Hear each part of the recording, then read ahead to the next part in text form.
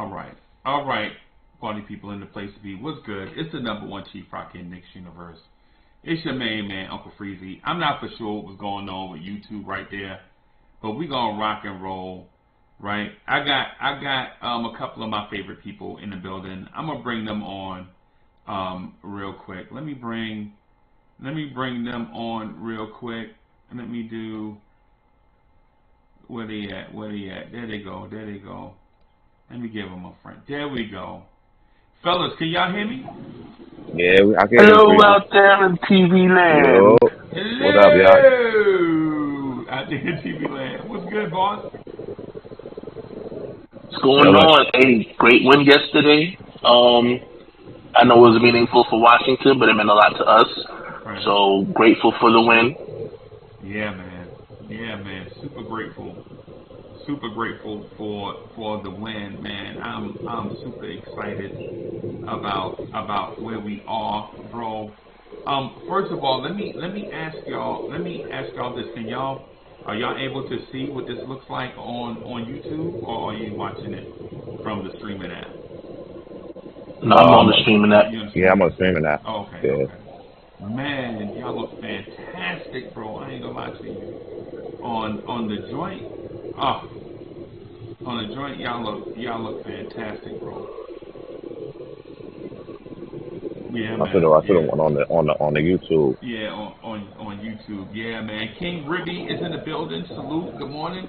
Good JJ morning, King Review. in the building. What's good? What's good? Yeah, man. I want to ask y'all something just off rip, just get the conversation going. The chat ain't even built up yet, but I ain't even gonna wait for them, bro. I'm gonna just ask y'all, man. Was this a dominant season by the Knicks? Was this season dominant in disguise? Am I on an island by myself? Nah, you're not, because when I be watching it, I be like, yo, we're good. I had to question myself, like, yo, we good? Are we really Yeah, this good? Or yeah. it's fake? Because we're not used to it. Bro, I ain't even gonna hold you, DSJ. I ain't gonna hold you. When I was watching the Wizards, when we was watching the Wizards game, bro, I was like, this team don't stand a chance, man. Even when they had the Well, I lead. mean, yeah, I mean, I think it was easier to believe that because of the fact that again, we were doing well. Considering that Brunson didn't have a good start to the game, the fact that Randall and RJ weren't playing, so being down two out of the three of our focal points of the team, and we were still not only able to maintain pressure while again players like DeLon Wright were becoming problematic in terms of their defense. Um, Guys like Daniel Gafford, he again a great matchup with Mitchell Robinson because he does everything that Mitchell Robinson does outside of the offensive rebounding. It gave us an opportunity to see what everybody else was able to do. Quentin Grimes benefited hugely from this opportunity. Obi Toppin as well. I think he was able to showcase a couple of things that maybe people forgot about his ability to do. So with the Wizards, I just felt like, again, the one person that really benefited from the absence of their main focal point was Corey Kispert. Right. Offensively, he was the one that really set the tone for the Wizards, but that's only one player. Again, players like DeLon Wright, great defensively, but offensively, they have certain limitations, and so it gave us an opportunity to battle back without having to really face an uphill battle. And it just showcases just how much how much stronger this unit is in terms of the young core. Right. Right. Right. No doubt. No doubt. I'm really impressed by this team. Hey, you know what? I didn't even play. I didn't even play the ghetto intellect intro. Yeah, my apologies. I don't know where I'm going, man. I'm slacking this one. I'm so excited to be here. Let me play the GI intro real quick. Hold on, y'all.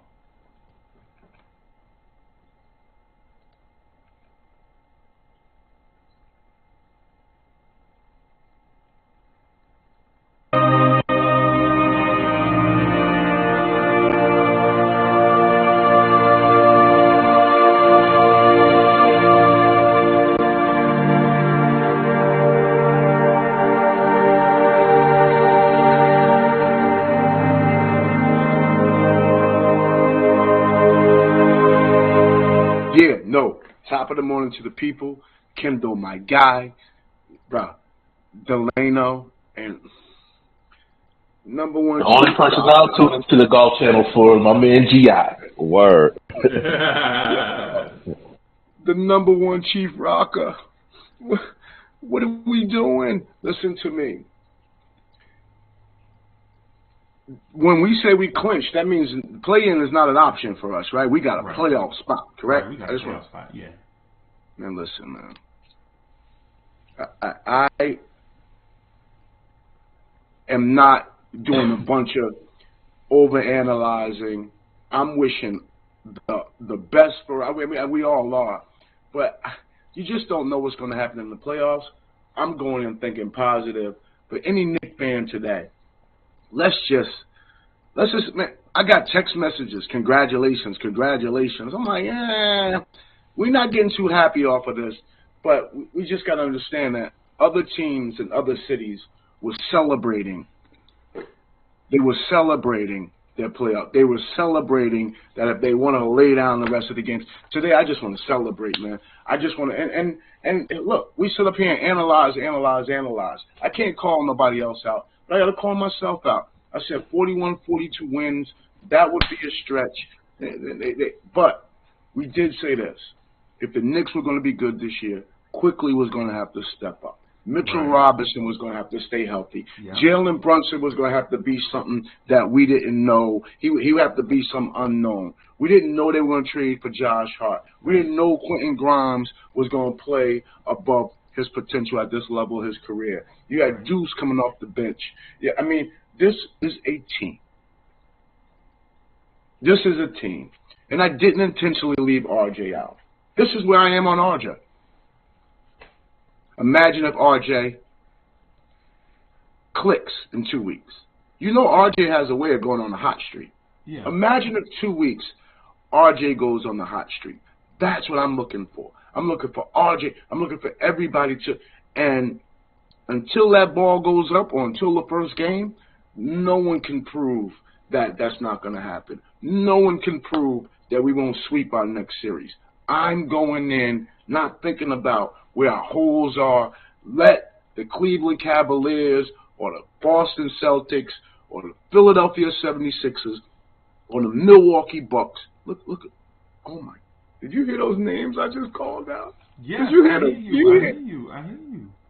Yeah. Do you hear the air? We're talking about the Knicks with the Boston Celtics, the Milwaukee Bucks. None of these teams want to play us, especially if we eke out a first round win and in the second round start playing freely. You don't. I'm gonna end my good morning on this, and good morning to the Blanche Tears family. Good morning to the people. Good morning to you. I am going to leave with this. We don't know what we have until we have it, and you don't want to count your blessings while they're in front of you. So you don't want to miss counting your blessings while they're in front of you. I'm a blessed Knicks fan. I'm going to enjoy the day, and let's ride out this morning. Boom. Yeah, salute to everybody in the chat once again. Top of the morning to everybody. G.I., Kendall, Uncle Freezy. Again, you know, this is a beautiful thing. It's step one in the process of contention, and we've already surpassed expectations.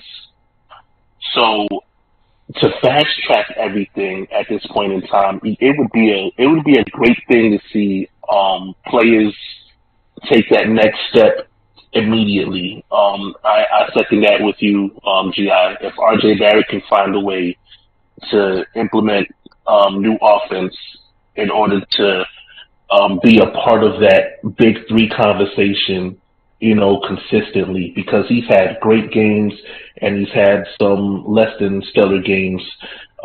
Decision making, I think, you know what I'm saying, was one of the things that he can focus on in the off season to, you know, take that next step going forward.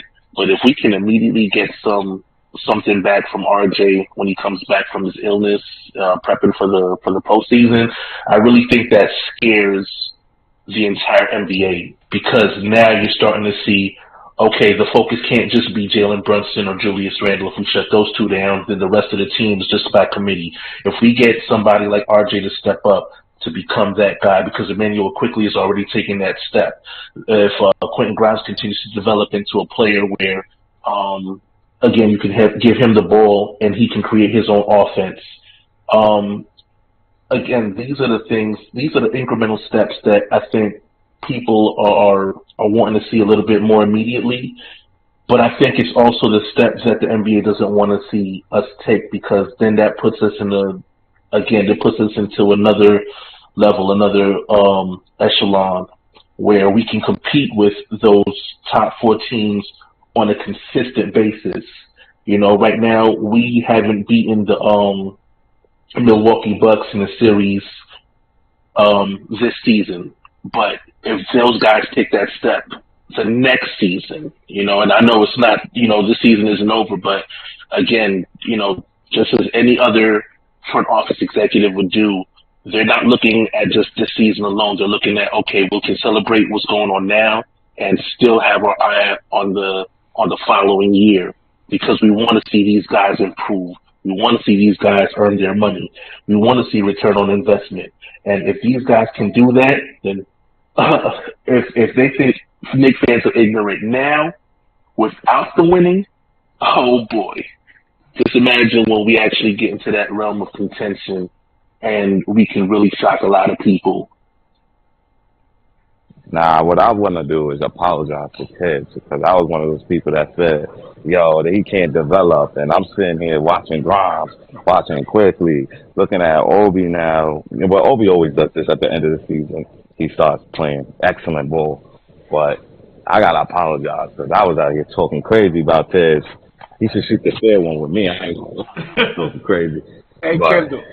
Hey, Kendall, by the way, Julius Randle won Most Improved Player under Tibbs, and looks like Brunson's about to win Most Improved Player under Tibbs. Doesn't that speak to development too? Yep, that's 100% developed. And on top of that, if Brunson wasn't on his team, to make an argument for Quickly too, for Most Improved, to make an argument. And we might have 2 awards on this team this season. 2 awards, Most Improved and Sixth Man of the Year. I'm telling you, we on award tour. We on award tour. I'm saying, you know this is crazy. Yeah, this is crazy. So first of all, I need to call out some people, but you know I don't ever send veiled shots. I call people out by name. So Rivera is Talk one. To him, Freezy. So Rivera is one, and Delano Steele Jr. is another. Right? Yeah. So because as Knicks fans, they had 1,000 questions about 1,000 different things, but they were not prepared for the answers that they were asking the questions to. Part of that was on when we used to rock with New School Knicks. We don't do it anymore because schedules kind of got, you know, life get in the way or whatever. But while it was on, there was like a lot of serious questions being asked, right? And in fairness to the asker of the questions, they knew that they were asking those questions about a moving target, and they themselves were moving, right? Right? In fairness, guys, am I right? Did you not ask certain questions like, "Yo, why is Tibbs not playing Obi?"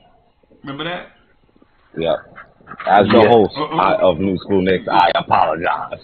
No. That's legit. That's like a legit question. Like,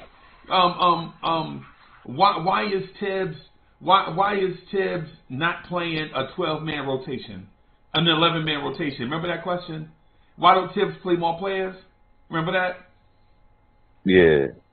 DSA, you remember that, right? Why Tibbs got all these guys? Why is Tibbs not playing Cam Reddish? Remember that?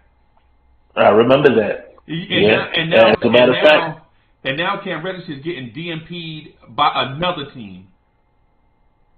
Yeah, as a matter of fact, I mean, we had an offline conversation about it because of the fact that, again, I questioned the direction of the team at the time when we were losing. You know, the fact of the matter was, just real quick, I don't ever reference like the telephone calls I always reference the stuff on the air.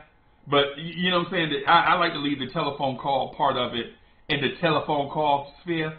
But there were times, though, not to cut you off, but there were times, like when we got in this space right here, that there were questions about why Tibbs won't play such and such player. Why does Tibbs give such and such player such and such amount of minutes? And you know who led the NBA in minutes this year? Jason Tatum. Julius Randle. Jason Tatum. Oh wow, okay. Jason Tatum. Well, I mean that's a I don't know, that's another level right there. I mean that's damn near a face of the league conversation guy right there. So Yeah. I mean, but again, in all fairness, again, I think it's easy to question at that point in time when you see the Knicks are not performing well, and you just want to see at least a change up, something that can bolster or to alter the course, because you don't want to see all these moves that are being made and then nothing changes. Right. You know what I mean? Right. And I think it gets to a point where, especially from the fan base, where we've been cautiously optimistic, we've been overly pessimistic, because we haven't seen the product improve on a continuous basis. DSJ, It's you always know what else okay. we haven't been, though? You know what else we haven't been? What's that? Patient. Yeah. Just that. Yeah.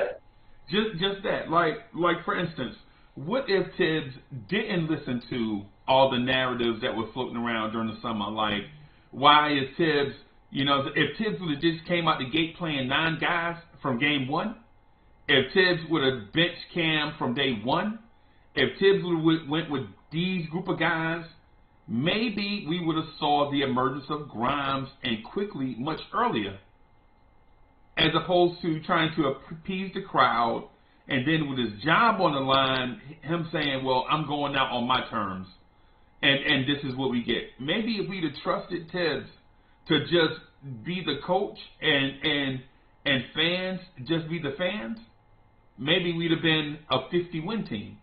Now, am I totally accurate? Now, will that have happened? Maybe not. But it's one of those hypotheticals. While we throwing hypotheticals out there, maybe this is one of the hypotheticals, too, that we need to consider. Maybe we need to start trusting the coaching staff.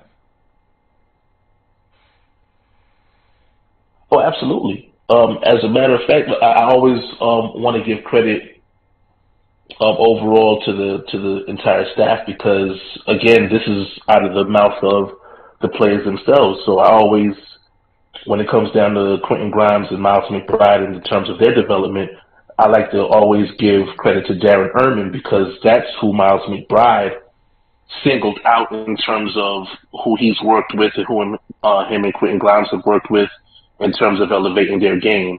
Johnny Bryant gets a lot of credit for helping out with Emmanuel Quickly and his preparation, Julius Randle and his mental, preparation.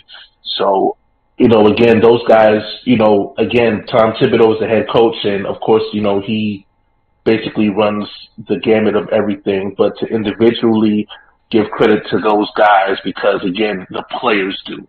Okay. And they might not get that anywhere else.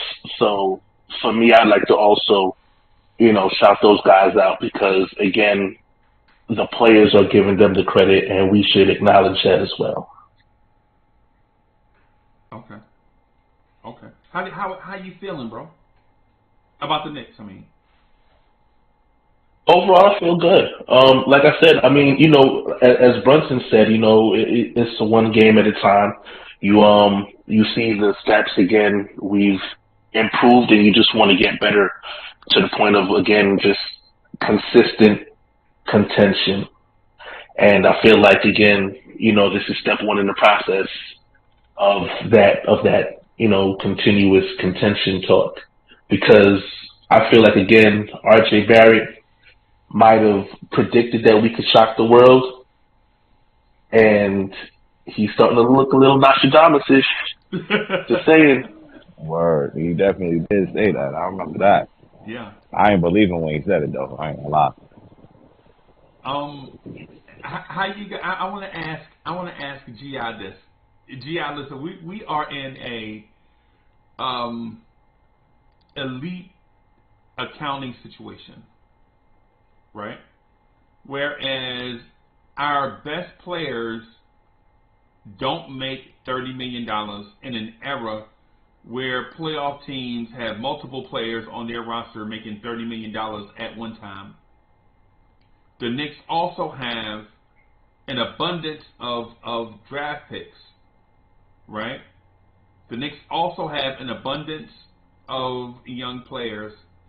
And the thing that benefits the most, that New Yorkers in general, from the people from the New York tri-state area, depreciate the least, the Knicks have time on their hands. Like Mary J. Blige, time on my hands. Or like Rolls Royce, time on my hands, right? So how do you, as one that can take in account multiple assets at once, knowing that the Knicks have all these surpluses, how comfortable do you feel as a Knicks fan that the Knicks will take advantage of all of these assets in multiple lanes that they can bring for a championship in due time?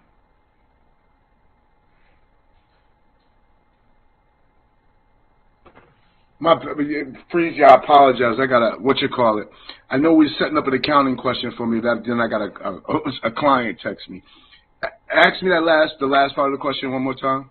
How comfortable do you feel as a Knicks fan that the Knicks can use all of these assets at their disposal to bring forth a championship? You know, Freezy, I don't want to avoid your question. But I mean, I'm going to answer. You know what? I'm highly confident right now.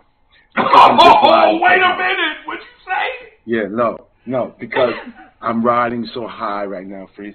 I am not going to do any pontification upon past the next 2 weeks. I want to sit right here in this moment today. Right. Enjoy these congratulation text messages I'm getting about our team making the playoffs. Right. The playoff roster is set. There's nothing management can do to this roster between now and the next 2 weeks. So I'm very confident that they'll be able to build on what is probably the best base outside of, possibly Sacramento may have a better performing young team or an equivalent performing young team. Maybe Utah, who started hot and slid. I don't think they're probably excited as their roster 3 months ago as they are today. But we have one of the strongest bases because we already have a team where players are overperforming their value. At least 6 or 7 players on our team are overperforming their value. Wow.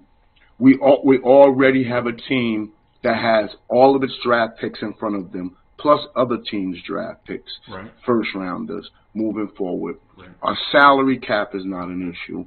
I mean, you would have to do a lot to mess that up. Give me one sec. All right. You know what's crazy? To go forward in that, I just want to say IQ earned himself probably minimum $75 million this year going into next season.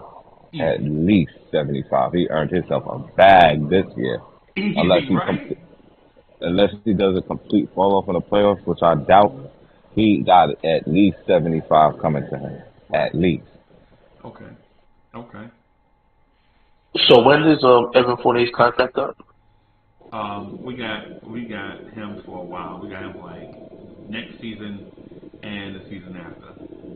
Nah, but he signed 4 years, 2 years ago, right? So isn't it 3 with a team option? Yeah, 3 with so a I team. think, 3 with a team. option. Yeah, you're right. So they probably trying to get off of him probably in the draft, during the draft in the off season. Yeah. See, the reason I bring up Evan Fournier is because I feel like that's the contract that Emmanuel quickly can honestly slide right into, as far as earning that type of money. Because again, The biggest question is, would he be willing? You're talking dollar for dollar, or you're talking about freeing up the money to sign quickly, just for clarity? No, freeing up the money to sign quickly. Okay. I'm talking about giving him $75 million. He deserves $75 million. Right. So again, just based off the fact that again, the biggest question is, would Quickly be willing to accept that deal upon the possibility of not starting, because that's one of his goals. And the only thing that I fear at that point is that goal overrides everything else that we're building here naturally with the Knicks. And again, you sometimes have to question people's, personal goals and what they want to do and how much that can benefit or take away from, what you're trying to build as a culture. We've seen it happen plenty of times where guys will leave for the money, and it's like, well, we're building something here. Yeah, but I'm trying to secure myself. You know what I'm saying? And it becomes a me over we thing. So, again, I always keep those things in mind, but I think that, again, to give him that, at least starting off from that point, again, just to give him that kind of a deal to showcase how much we not only believe in him, but how much we fully want to integrate him into being part of the contention conversation, again, that I've been talking about. Because we can't do it without you. I think that vote of confidence can sometimes go a long way as well. So it's just a conversation that I think that the front office and the men quickly need to have, and hopefully he's willing to listen. Right. And can you blame a Quickly? Here's the thing with what you just mentioned. Not saying it's not a valid point. I think I spoke to that maybe about 4 days ago too. I feel like it's a valid concern. I don't want to question his motivation, because you never want a guy to think I'm okay being a backup. You feel me? You always want a guy that's thinking about ascension, because if he's ascending, he's helping other people ascending too. I think it helps the team. My deal with Quickly is I know he wants to be a starter, right? I think he felt like he should have been the starter this year, right? My only thing with that is, if you're the Knicks and you talk to Quickly about not being, a starting caliber type of, I think Quickly is gone, because everybody's motivations are different. It's like talking to a lead singer singing backup. If you're a lead singer, you don't necessarily want to embrace backup unless the lead singer is like dynamic.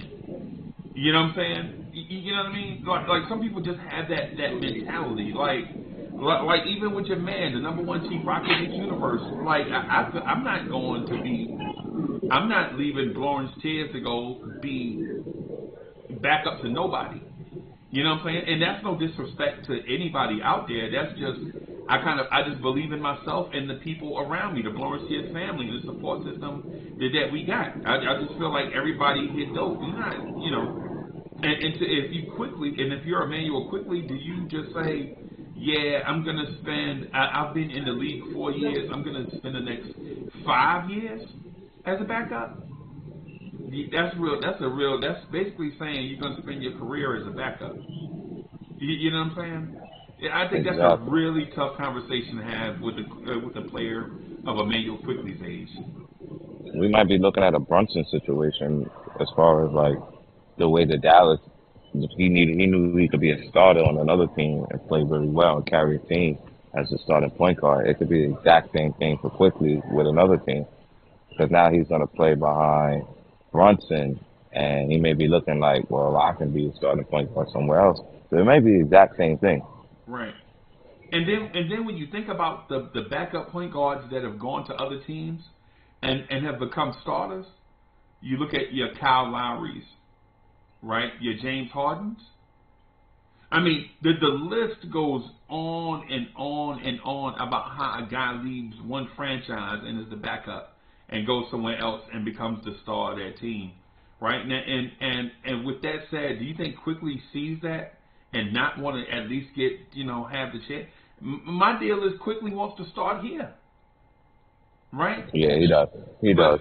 But the thing about it is the Knicks just made a huge commitment to their backcourt with Grimes and Brunson. Mm-hmm. So now what do you do? What's crazy is that's a very valid question. Yeah, it's a valid question, and this is why, like I said, I bring it up in terms of the fear factor, because I'll tell you immediately a team that I fear is willing to take that leap and take Emmanuel Quickly and add him to their roster is the Chicago Bulls. Is Brooklyn, who are in need of a starting caliber point guard. Yeah, Brooklyn. They could use him right now. Even Miami. They could pay him right now. Miami, the Washington Wizards, his hometown. The Washington Wizards. I mean, yeah. I mean, there are teams out there that could use him right now. New Orleans could use him right now. They don't have a point guard. They're playing a shooting guard and a small forward to play make for them. They can insert quickly and move C.J. McCollum back to the 2 and just let Brandon Ingram score. And that team would go from being a top 8 team to potentially top 5 team in the West. Exactly. Yeah. Do you think the Clippers could use them? Do you think the Clippers could use a point guard? The Clippers, I think it's funny because the Clippers, to me, if they acquired Emmanuel Quickly, would have just 2 versions of Emmanuel Quickly on the team between him and Bones Highland. One is a better player immediately. The other one just has room to grow, but he has a lot of room to grow. And so I just feel like it'll be funny to see that kind of situation happen. But and not if you're the Emmanuel opponent. Quickly, not if you're the opponent, though, because if you're the right, and that's where I was going with it. Now the other part of it is, do I want to see that? Do I want to see Emmanuel Quickly starting and Emmanuel Quickly coming off the bench? Like that becomes the conundrum in itself. And don't forget that Emmanuel Quickly right now is a top 20 defender in the NBA. So you put the top 20 defender with Kawhi Leonard and Paul George? Well, the benefit of that, at least, is that we know that Kawhi Leonard is a part-time player making full-time salary. So even if that's the case, we just have to worry about him for about 37 games. Word. Right. The last 37 he'll play. Right. And what's crazy is it's really a 2-for-1 because I think you lose Obi as well, but losing Obi may not be as big of a deal as Quickly, but I think where Quickly goes, Obi goes. I think that's because that's his man. That's his best friend. I think that becomes, because their contract ends the same amount, right? The same time, right? Right, they'll draft it in the same year. Yeah. So I think where Quickly go, Obi will probably go too. More than likely. Because Obi ain't getting paid. He's not going to get paid anything. I think a team would take a chance on him, but I think where Quickly goes, Obi, if that team will have him, well, I'll say that, and want to take that chance on him, I think that'll happen too. So you're probably losing 2 pieces in that moment. But hopefully, Quickly, will want us to re-sign right back here, and we do the right thing by him by giving him Evan Fournier type contract, or maybe a little more, just to show our appreciation, because he damn sure earned it. Right. There we go. I clicked on the thing for Free Keith and Max. I see you. I got an unconventional way of adding the link, Max. So just bear with me on it. I'm gonna try to get the link in here. Free Keith, what's good?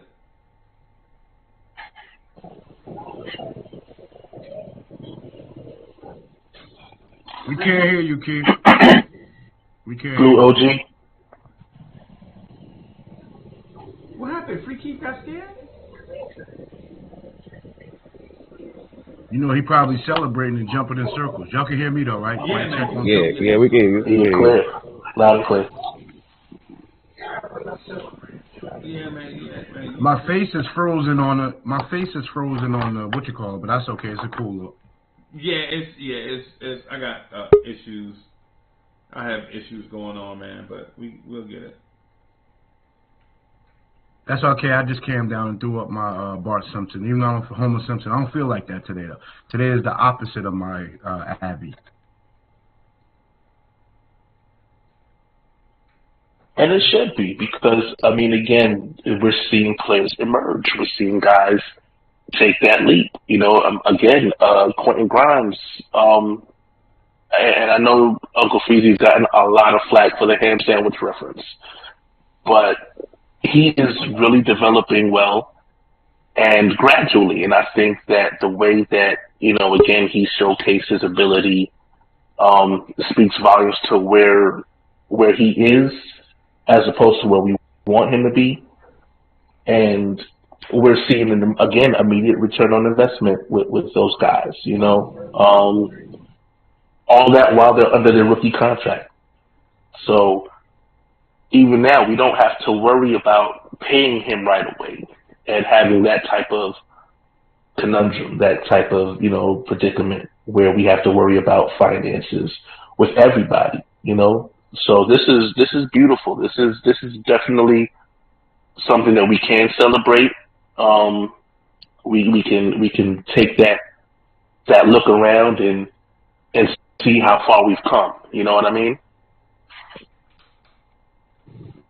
Exactly. And this just proves that last year, only reason why we didn't make the playoffs was injuries and, you know, certain things going on.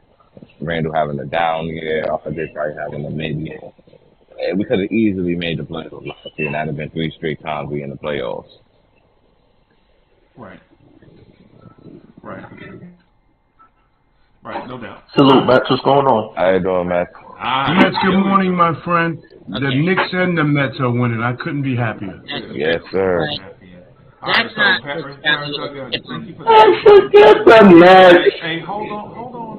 Matt Paris Duggar, thank you for the generous contribution. Paris Duggar says, alarmist talk, IQ is going to accept 4 for 64 now. And no, Paris Duggar, you are absolutely bugging. That man is not going to take Derek Rose money for 4 years to say you are crazy. Max, what's good? Free Keith, what's good, boss? What up? Salute. And for the record, while I am happy that the Knicks got in the playoffs, that's not what's got me with this chip on the face that looks like I've got a chip on my shoulder this morning. Right. Well, we talking about the Knicks. I don't care about chips, bro. I don't care about chips. I care about chips. I care about chips.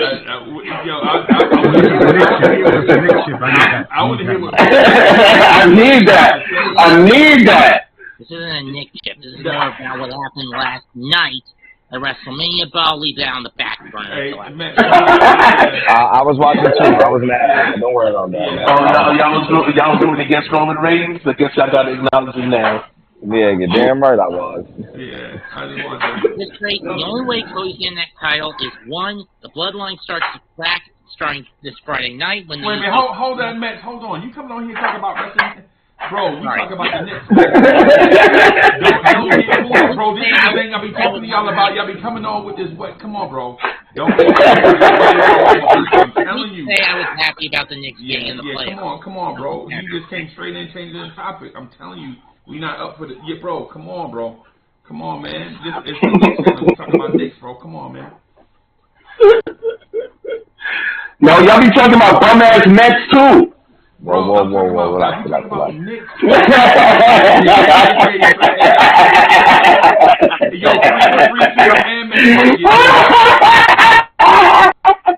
I better not hear nobody talk about the bum ass Mets or the Giants. I don't hear none of that. Can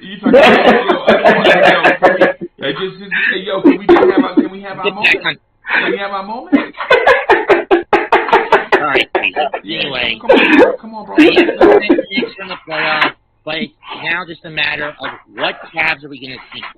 The team we beat on Friday was essentially crippled with no Allen or Okoro.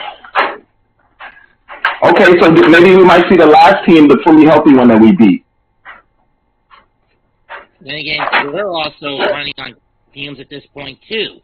No Randall Randall's in a walking boot for at least one more week.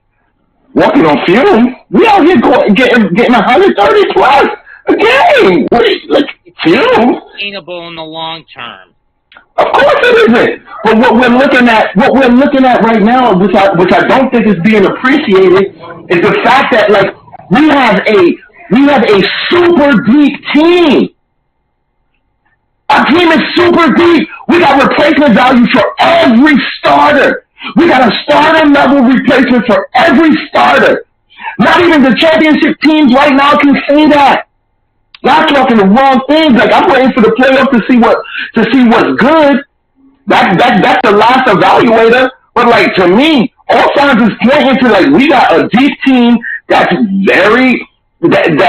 that actually has a lot of flexibility and can play in several different ways. I really don't think that that's being properly appreciated. Because that's what we're seeing right now with Randall sitting down.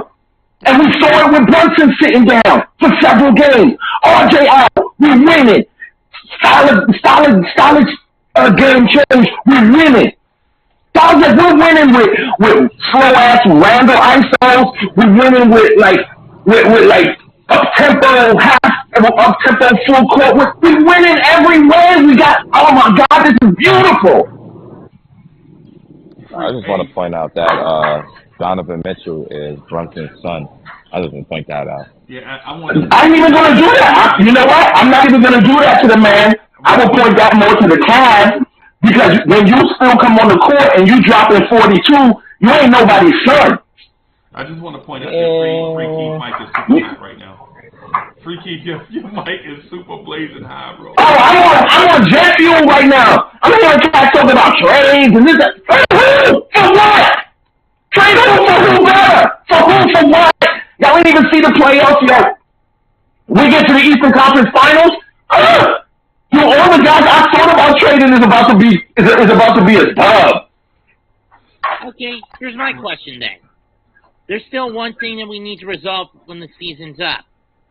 That draft pick that we're supposed to get from Dallas that's now basically going off the cliff because Dallas is up the tank. Okay, what are you mad at? I see it. Still good. I look at it like this. That pick doesn't go away. It turns into a first next year, 24. It doesn't go away. We just don't need it. And then throw in the pick we would have gotten next year had we not traded for Hart, which I was for. At this point, Portland would be number 23 in the draft, based on the records. Yes or no? Why are y'all even on picks right now? I don't understand this. So we got a billion picks over the next 11. We got 11 picks over the next 7 seasons, bro. We good. Look at the team right now. Step back. Look at the team, gangster. Look at them. Yeah, I don't think there's an immediate need to look for a draft pick at this point. Yeah. We're already kind of clicking. And pardon my French, please, but fuck those draft picks. Nothing. We don't need them. And Paris Duggar, thank you for the generous contribution. Paris Duggar says, "Hey, Bird." Look at that stuff that makes yourself mad. Hey, it's morning radio. Free Keith. It's morning radio. I'm sorry, my fault. That's why I'm hot right now. My bad, FC. My bad, D. My bad. When you look at the 6-7 setup, who's going to get that? And hold on, yeah. I'm trying to, man. Okay, all right. Hold on for a second, man. Let me make sure. I mean, would anyone be? All right. So Paris Duggar, thank you for the generous contribution, man. Paris Duggar says a bird in the hand rule. IQ needs security and injury protection. I get it. I get that part, right? What I'm going to say just real quick to that is if we talking about IQ taking less money, I don't know. I don't know. The IQ thing, I would love for him to stay, bro. I want IQ to stay, right? I want IQ to stay. But the thing is, you know what I'm saying, the Cats ain't really negotiating their value and where they want to be long term based on fear of somebody getting injured and things of that sort. So, yeah, man. And Free Keith, bro, you got to turn that mic down, bro, because it's blowing up the thing. Free Keith, you got to turn that mic down, bro, in order for you know what I'm saying, for you to be up here. And the other thing too, bro, I just can't have y'all up here with me, man. If y'all just gonna talk over me, man. If that's where y'all at, man, then maybe it's best just to, you know what I'm saying, whatever, right? Yeah. I'm trying to fix that. I think we got too many. I think what it is just maybe too many people up here. I see it lagging. Yeah, I see it lagging right now. Yeah, we see if